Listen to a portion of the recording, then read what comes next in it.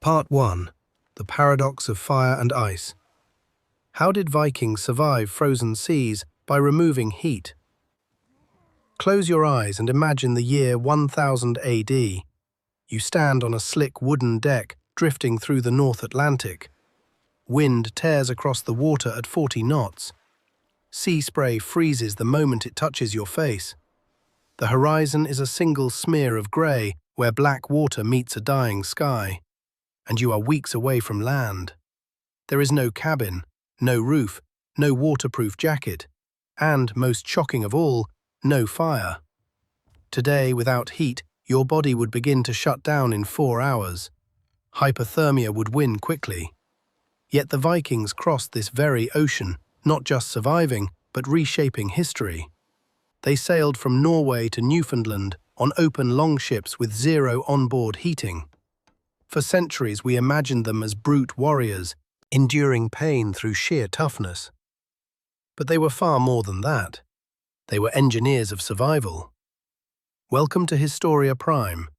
Today, we investigate one of the greatest technical puzzles in maritime history. How a civilization conquered a frozen ocean by intentionally eliminating heat. Hollywood shows Vikings rowing through fog with glowing braziers and boiling stews on deck. It looks heroic. It is fiction. Archaeologists have excavated 8 major Viking ships, including the Oseberg and Gokstad vessels, and found tools, barrels, combs, yet never a stove, brazier, or scorch mark. Their ships were spotless. Why? Not because Vikings were primitive. On land, their longhouses had advanced fireplaces and ventilation systems. They understood fire better than most ancient cultures, and that is exactly why they banished it from their greatest invention, the longship.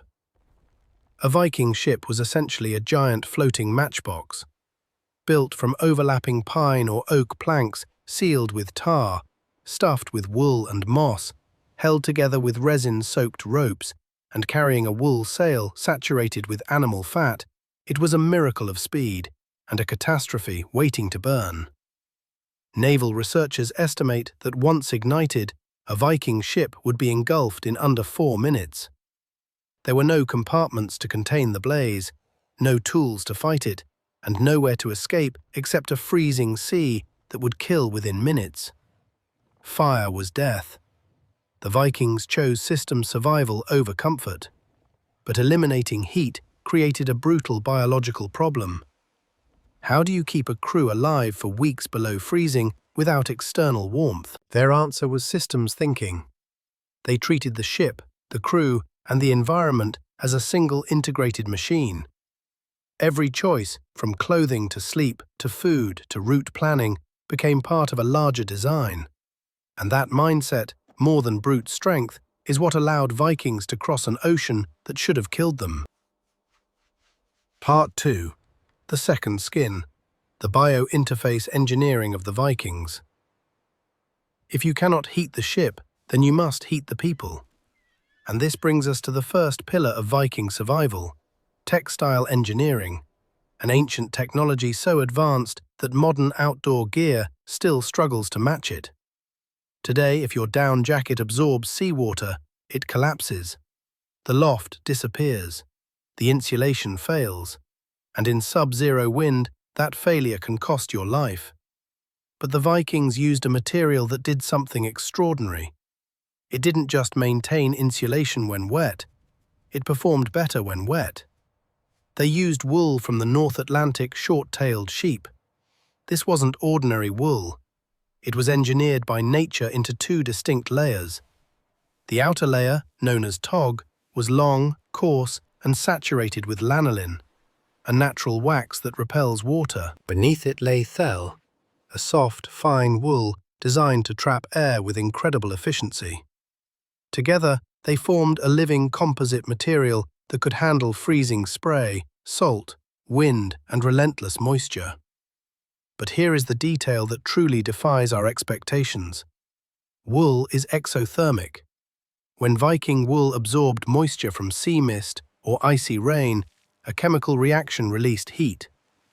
A wet Viking tunic didn't doom its wearer, It became a slow, steady heat pack.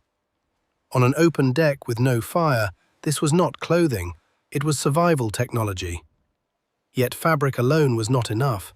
In any system, the boundary, the interface between inside and outside, is the point where energy escapes fastest. And the Vikings understood this instinctively. Their sagas, combined with archaeological finds, reveal a daily ritual that modern people might find almost unbelievable. Every morning before departure, members of the crew, often women, took bone needles and waxed thread and stitched the men's sleeves tightly shut at the wrists. They didn't use buttons. They didn't rely on loose ties. They created a sealed interface, a controlled boundary layer between the human body and the North Atlantic. By sealing the wrists and collar, they eliminated what engineers today call the bellows effect. When you move, warm air is pushed out and cold air is pulled in. Over hours, this drains heat faster than the environment itself. The Vikings solved it by turning their clothing into a closed environmental suit. A personal microclimate formed under the wool, still, insulated, and self-heating. When it was time to fight or land ashore, they didn't fumble with knots or clasps. They simply cut the stitches with a sex knife and broke free. This wasn't fashion. It wasn't style. It was thermodynamic control, body heat management executed with the precision of modern engineering. And hidden inside this ritual is a lesson for us today. Sometimes survival is not about adding more heat, more gear, more complexity. Sometimes resilience begins with understanding the boundaries of your system and sealing the places where your energy leaks away. In the frozen theatre of the North Atlantic, the Vikings didn't just wear clothing, they wore strategy. Part 3. Social Thermodynamics, the system within the system. Now let us move into the coldest moment of all, nightfall. When the sun disappears beyond the North Atlantic, the danger changes shape. Because in the dark, sleep becomes the most lethal enemy. As your body drifts into rest, your metabolism slows. Your internal furnace dims. And on an open Viking longship, sleeping alone was not bravery. It was a death sentence. Forget the Hollywood portrait of a solitary Viking warrior brooding on the edge of the deck. That man would never wake up. The Vikings survived because they embraced something far more intimate and far more intelligent. Their sagas describe a device known as the hudfat, a large sleeping bag sewn from sheepskin or reindeer hide, fur turned inward, the outer hide coated with fat to repel water. But here is the part that shocks most modern viewers. These bags were never made for one person. They were built for two. This is physics in its simplest and most unforgiving form. One body loses heat. Two bodies, enclosed in an insulated space, generate what engineers would call compound heat, a shared thermal field capable of raising interior temperatures by 15 to 20 degrees above the outside air. Inside a hudfat, two people became each other's heating system. And the Vikings didn't leave this to chance. They optimized it with system-level thinking. According to the Landnama book, crew members were paired according to their watch schedule. When one sailor finished rowing or steering and returned soaked to the bone, he crawled into a bag already warmed by his partner. 4 hours later, the roles reversed. The heat never reset to zero. The system stayed alive. What they created was not just bedding, it was a living heat exchanger. Even the wealthiest leaders had no private cabins. On the ocean, hierarchy dissolved. Survival demanded equality. And in the language of systems theory, this is the moment when individual units, human bodies, interlocked to create a whole greater than the sum of its parts.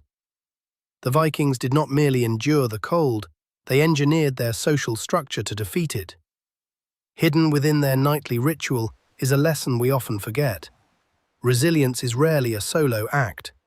Whether in a storm, a crisis, or the quiet struggles of daily life, Your survival system improves not by isolating yourself, but by integrating with others, sharing energy, sharing effort, sharing warmth. In the frozen world of the North Atlantic, the Vikings turned community into thermodynamics. They made human connection a survival technology. Part 4. The caloric engine, fueling the system. So now the Vikings had their second skin, and they had their shared sleeping system. But even the best insulation is useless without fuel. Because to generate heat, the human body must burn calories, massive amounts of them. And on a Viking longship, with no fire, no stove, and no possibility of cooking, every calorie had to be engineered long before the voyage began. Imagine trying to feed 65 rowers who are each burning 4,000 calories a day, all while surrounded by nothing but frozen seawater. How do you keep the internal furnace alive when you cannot boil water, cannot roast meat, and cannot prepare anything hot? You create the ultimate energy bar. The Vikings relied on hypothermia, air-dried cod hardened by the Arctic wind. This was not simply food, it was a protein battery. 5 kilograms of fresh fish shrank into 1 kilogram of durable, nearly indestructible fuel. With protein content soaring to 85%, every bite activated the thermic effect of food. Just chewing this dense, fibrous cod forced the body to work harder, generating internal heat as it digested. On an open deck with icy wind tearing at your skin, hypothermia wasn't just nourishment, it was a survival mechanism. But protein alone wouldn't sustain a body in relentless cold. The Vikings needed fat, high-density, slow-burning calories that could power their internal engines through endless hours of rowing. And so their sagas describe a brilliant creation: cold porridge. Before departure, cooks prepared enormous vats of grain mixed with generous amounts of butter and salt. Once cooled, it solidified into a thick, durable mass, nutrient-rich, calorie-packed, and remarkably shelf-stable. Sailors carved off pieces of this cold, heavy porridge, eating it as bricks of portable energy, or mixing it with cold water when they needed something softer. Excavations at Viking trade centers like Hedeby and York confirm these food strategies. Dried meats, fermented dairy, hard biscuits made from nuts and grains. Every item was chosen for caloric density, longevity, and the ability to fuel the body with zero on-board preparation. This was not a diet, it was thermodynamic engineering. The Vikings built a menu designed to turn human metabolism into a reliable heat source.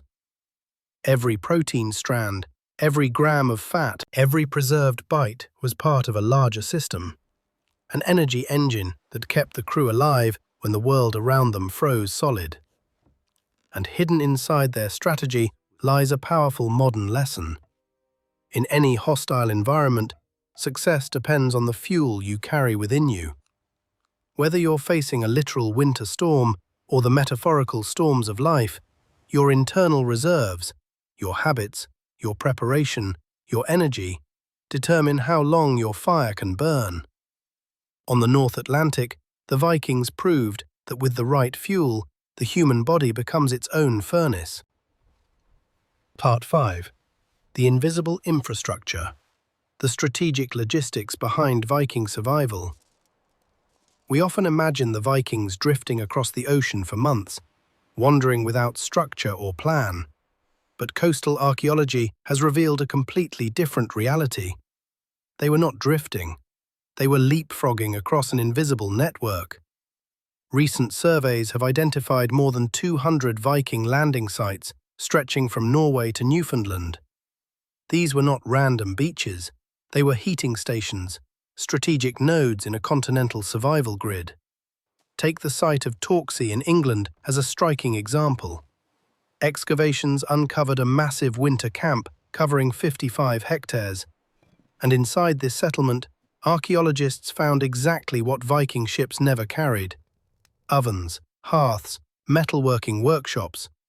In other words, The land held the heat, the sea carried the speed. To the Viking mind, the ocean wasn't an empty void. It was a logistical corridor. They endured 3 to 5 days of brutal cold on an open ship. No fire, no shelter, pushing their bodies to the limits. But they never intended to endure that cold forever. The moment their internal systems began to fail, they pulled into a coastal node designed for restoration.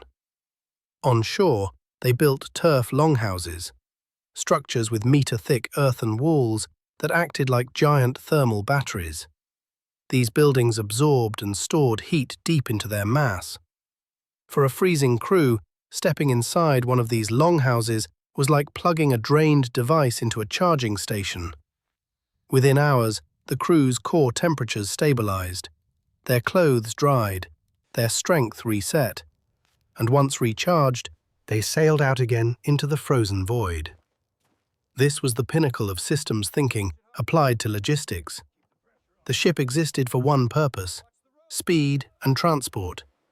The land existed for another: habitation and heat. By separating these functions instead of forcing one craft to do everything, the Vikings created an optimized survival network. Their longships stayed light, fast, and deadly. Their land stations stayed warm, stable, and restorative. Together, these elements formed something far greater than a fleet. They formed a system of systems, a coordinated architecture where ships, coastal bases, and human physiology all worked in concert to achieve one goal: reach further than any civilization had ever dared. And within this quiet, invisible infrastructure lies a final lesson for us. Resilience is rarely built on one tool or one space. It's built on the connections between them. When each part of your life, your home, your routines, your energy, your community, serves a defined function, the whole system becomes stronger than any of its components. The Vikings didn't just sail efficiently, they orchestrated survival on a continental scale.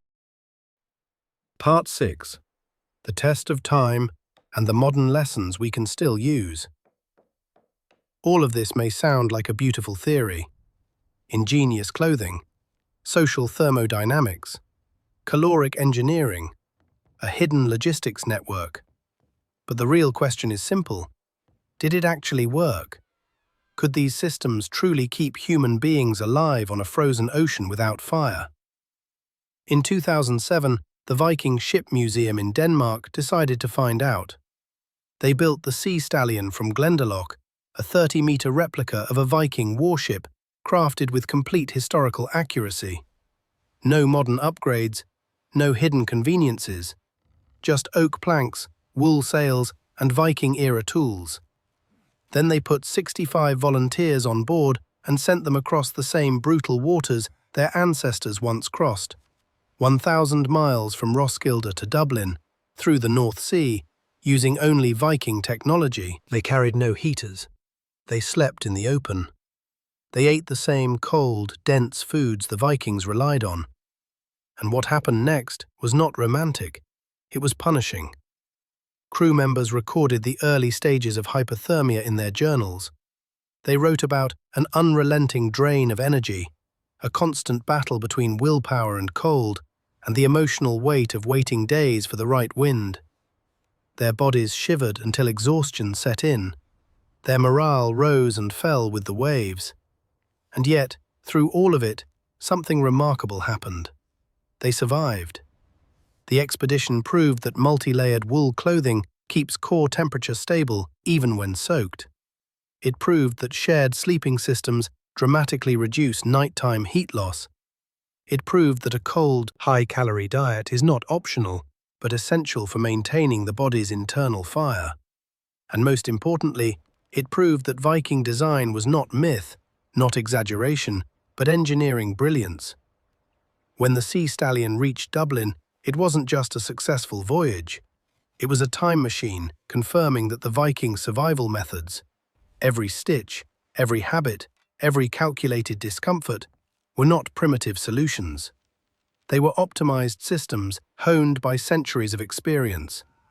And hidden inside this reenactment lies a lesson for our own century.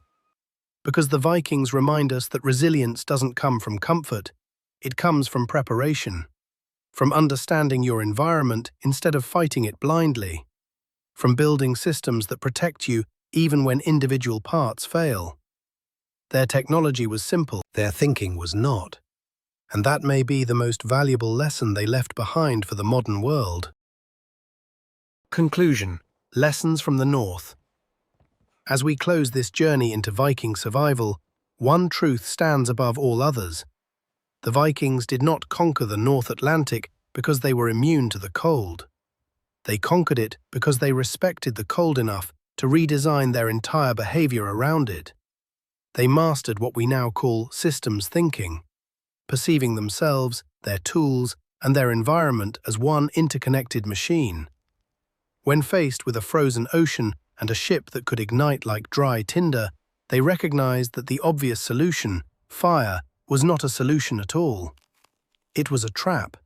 So they removed the flame and optimized everything else: their clothing, their food, their sleep, their movements, and even their routes across the sea.